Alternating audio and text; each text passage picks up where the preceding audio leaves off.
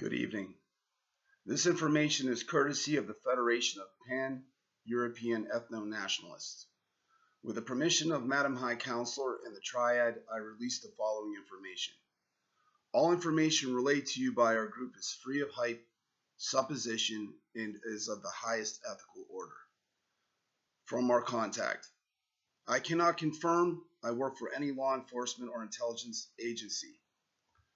However, I have intimate knowledge of the ongoing investigations into what exactly was discovered at Anthony Weiner's residence and the subsequent investigations that followed. First, people must understand the Clinton Foundation investigation and the probe into Hillary Clinton's use of a private server are two separate case files, but they overlap frequently. To address her use of a private server, the investigation only pertained to whether classified information was transmitted, stored, or archived. The FBI determined internally that all three of these criteria were met. Due to the political sensitivity of the suspect and her aides, the Department of Justice demanded Director Comey abandon the probe and make a public statement absolving Secretary Clinton of any wrongdoing, as you have seen play out in the headlines over the past few months. The Clinton Foundation probe has been taking place since the summer of 2015.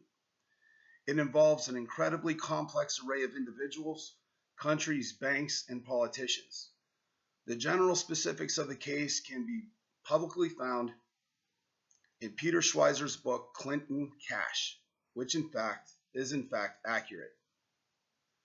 In September 2016, a raid was conducted by the NYPD in cooperation with the FBI's Criminal Investigative Division, headed by Stephen E. Richardson.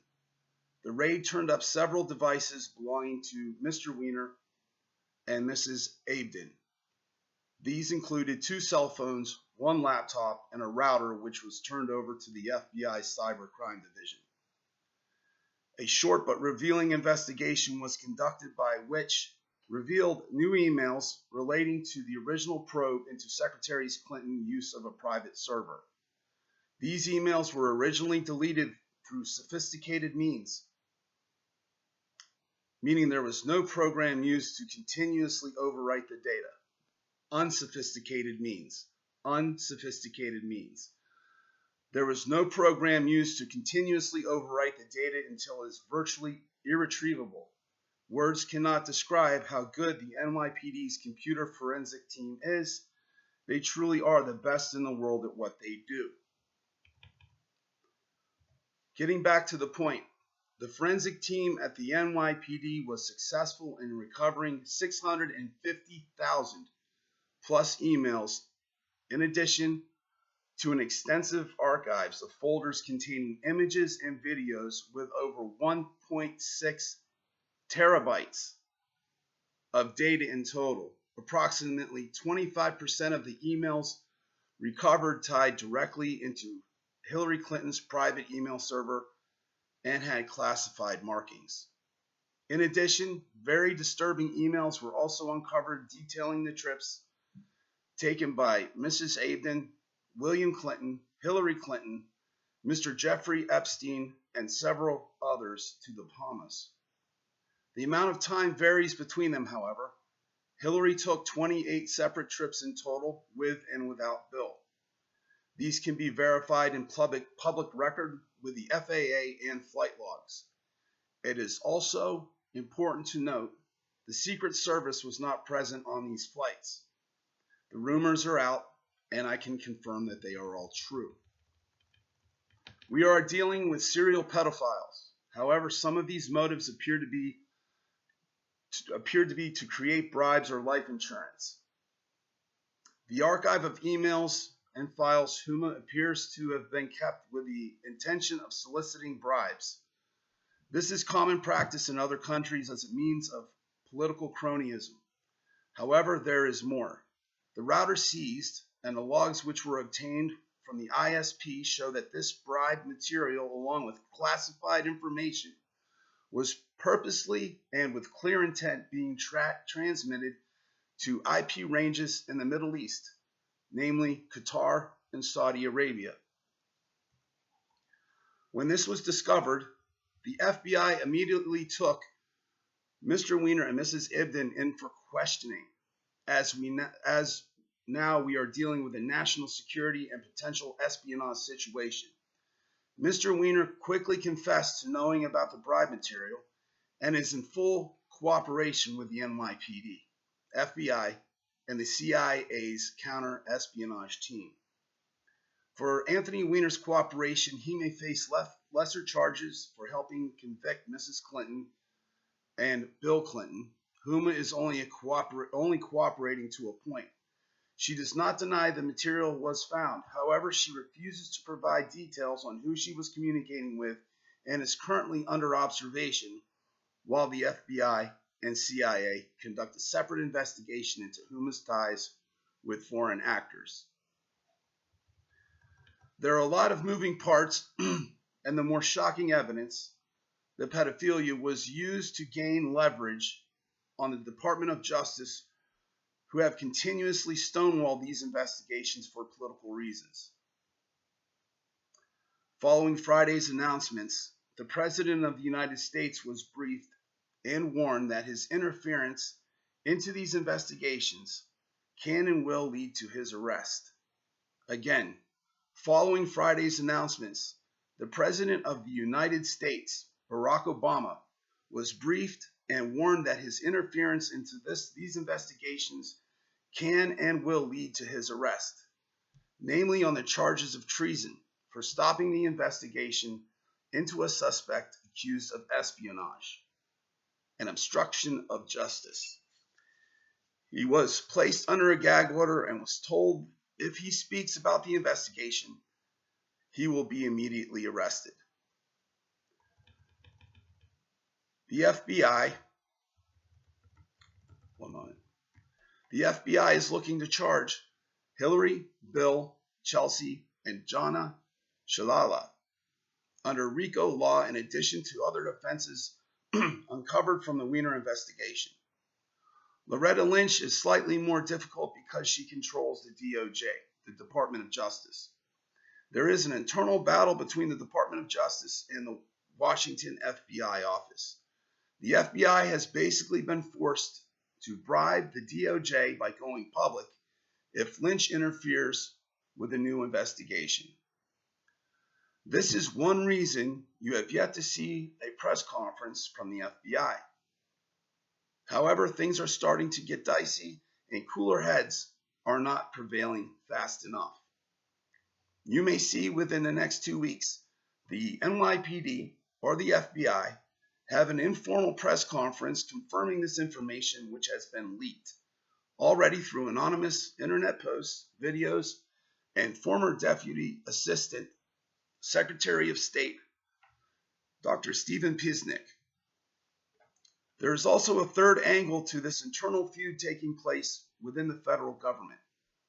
Several members of the intelligence community have reached their boiling point with the president.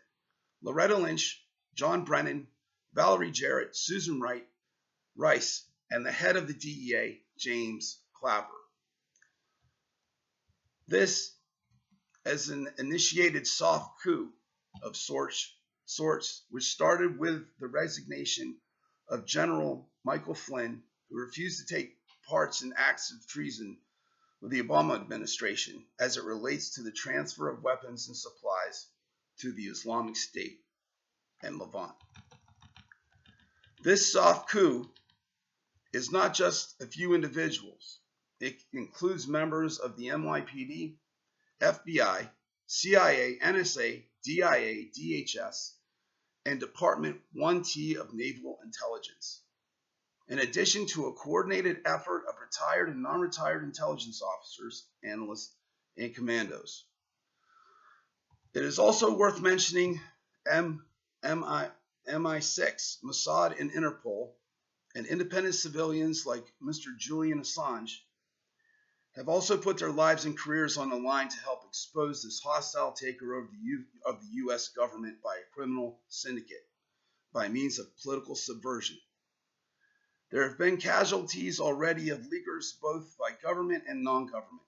It is also worth noting several U.S. military generals and admirals have also agreed not to follow certain orders.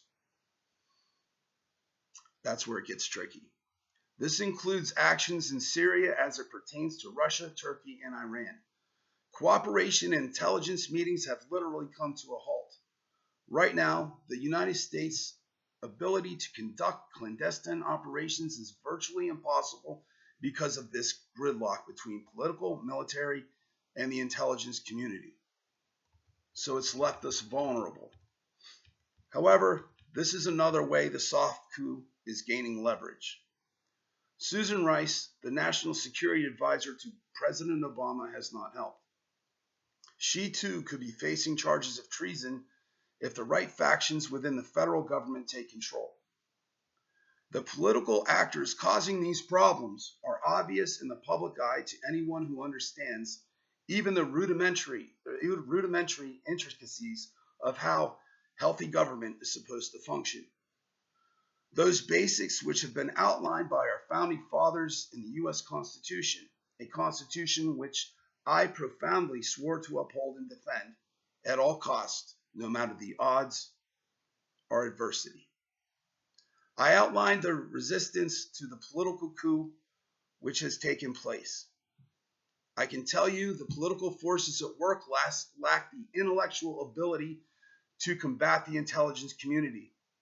The leaks that have yet to come out are devastating to the government, and in the next few weeks, we will either have a peaceful transition of power or turmoil.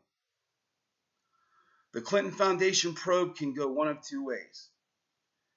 It ends with those responsible for heinous crimes going to jail, or the bravest patriots I've ever had the privilege of knowing, resetting our republic and the world to a status quo. Things are getting very serious. Open your ears, open your eyes. This is your country.